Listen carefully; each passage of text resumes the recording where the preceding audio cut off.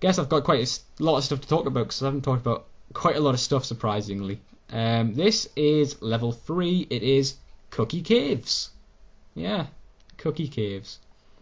Now, one thing I think that would have made this game a lot better would have been the inclusion of a boss or some sort of trial or challenge at the end. There's no boss at the end of this game. It's just collect the 8 power cells and complete the level. That's it. Get the 8 power cells, get the teleporter, and that's the game ends. It doesn't even have a cutscene at the end or anything, it just ends. And you go back to the menu. I'm sorry, Data Design Interactive, but that is horrible. That is just bad. That's really bad. Just to end the game like that. If they'd put... maybe... Oh, that was a fail. Maybe if they put a boss at the end with a cutscene, had maybe a couple of short, maybe 10-15 second cutscenes in between each level, gave the stuff background information, either through the concept art or the game itself, the game would have been a lot better. It really would have been. Nobody knows what's going on. I don't think I've ever seen anybody who's played this game who's actually understood what they're supposed to do before the game's nearly over. I didn't know until this playthrough, just before this playthrough, that those shuriken stars upgraded, not updated, every time you used them. And I didn't know until just before this that when you get hit, you lose momentum, or you lose an upgrade level of the shuriken stars. I didn't know that. The game doesn't tell you that. The game doesn't tell you that those are checkpoints until you die. You have no idea. The game tells you nothing. If you didn't look and actually notice, there's no way you'd know that collecting the second row of 5 hearts would get you an extra life. They don't tell you what the score's for. I'm not sure what the score is for. We don't know what the power cells are for. We don't know what the transporters are for. We don't know why these snappy cupcakes are attacking. Maybe it's some political row about, national debt or something, I don't know. Is there national debt in Candy Line? I doubt it. So we ran out of sprinkles. Oh god! Better call Ninjabread man! Yeah. God, Data Design Interactive just didn't put any effort in this game, it seems. The only thing they did to give this game more replayability, as if you'd actually want to play the game again, is these challenges you can do, these like challenge mode type challenges. You go back into a level once you've completed it, and you can... I hate these strawberry dart cakes. But you go back into the level, and you can hit the strawberry dart cakes if you want, but that's not what I was talking about. You go back into these levels, and you can do something called a score pickup, and you basically just get a higher score. You go back in again, and you can do time attack, complete the level in the quickest amount of time. You go back in again, and you can do hidden pickup, which is where you pick up like hidden. I don't even know. I've not played the mode, but it's basically just picking up hidden pickups. It's just a bit. From what I've heard, they're not that fun.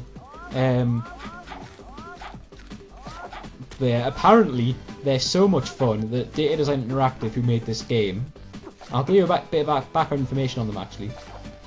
If the camera would turn around. What is wrong with the camera?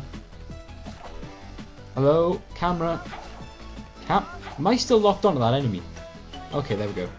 Right, God, this game's awful. Data Design Interactive are English developers. It makes me actually really sad to be English. Really sad to be English. But, come on, make the jump. I don't want to fall all the way down again. Yes, okay. Those are when you got 3, we've been going for a while. This is actually a slow start. Data Design Interactive are basically shovelware developers from England. Consider the Wii's lifespan. It's what? 6 years? 5-6 years.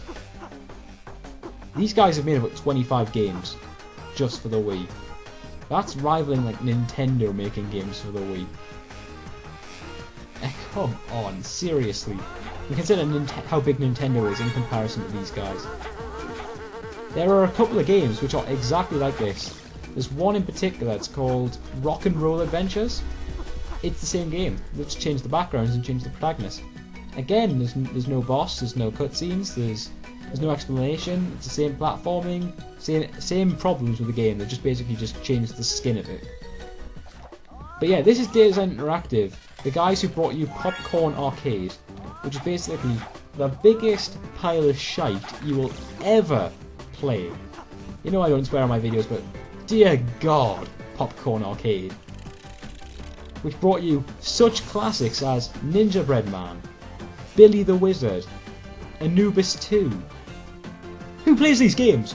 Who plays these games? And the fact this came for retail and you could have spent 30 quid on this, that could have caused many a suicide. Wasting 30 quid on this, I can't imagine. And before anyone asks, I didn't actually buy this game. This game was given to me by a guy I know from YouTube. I'm not a Dr. 5, I've probably mentioned him before in another video. But he does have to be mentioned now because it's actually, if the game will let me jump. There's a teleport, by the way. Yeah, he has to be mentioned. I mean, he did send me the game. I'll put a... Actually, when I do the sidebar, I'll stick a little video, probably come up right now, on the side of a clip of his. It'll take you to either his channel or one of his videos. He does like LPs of these sort of craptacular games, basically. I think he can call himself the unnatural Let's Player.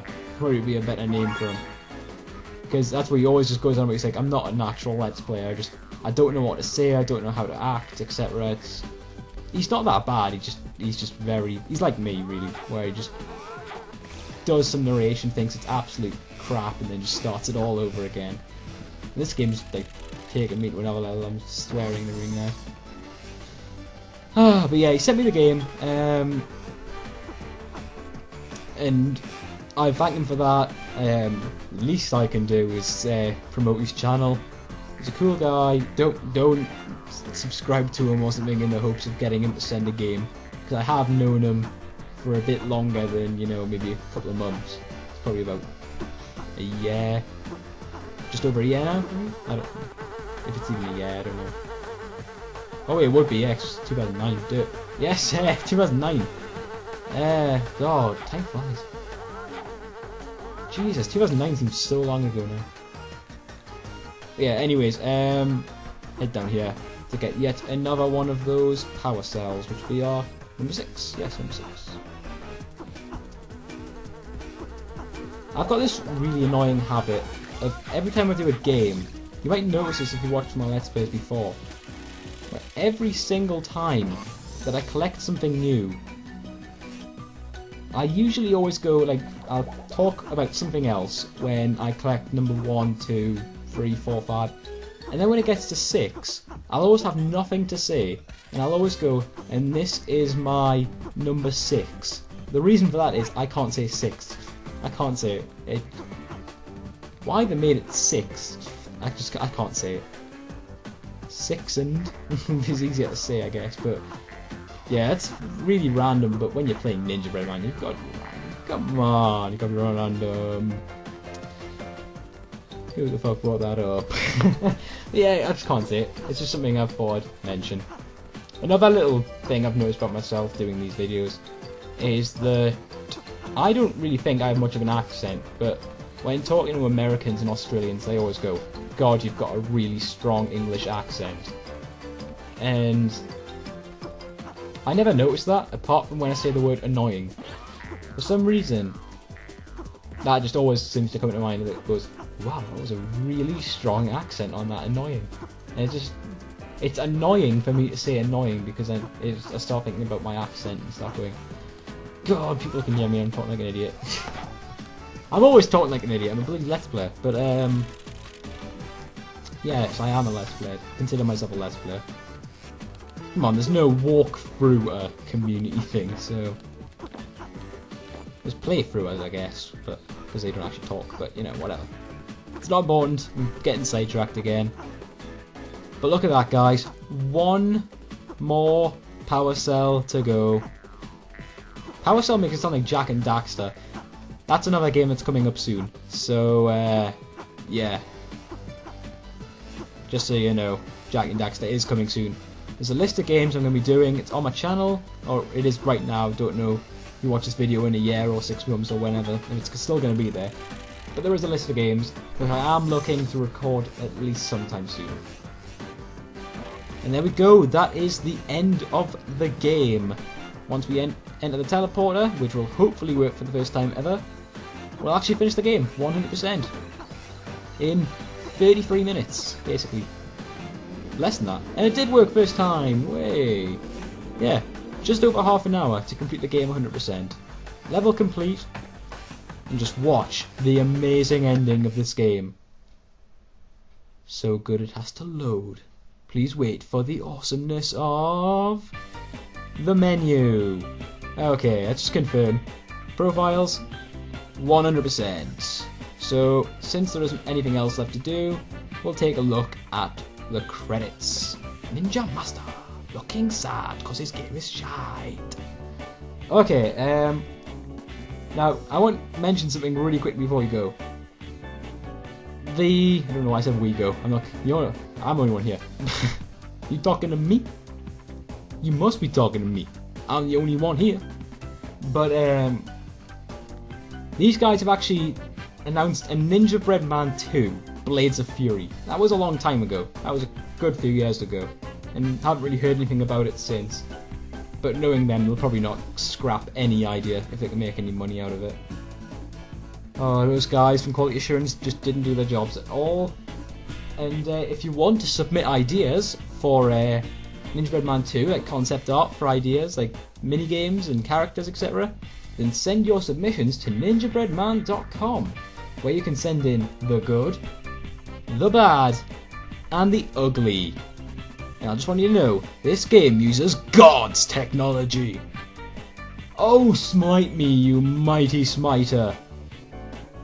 I stole that from Bruce Almighty, which is a great film. Okay, special thanks to Christine, Mum and Dad, other Mum and Dad, Mark, Amanda, Rob Nichols, and Hygiene. Thank you for playing. Hygiene, yeah, I get it, because like, hygiene. Yeah, okay. The credits are going to loop, so I will see you next time. I mean, I've worked on some real junk, but this one takes the cake.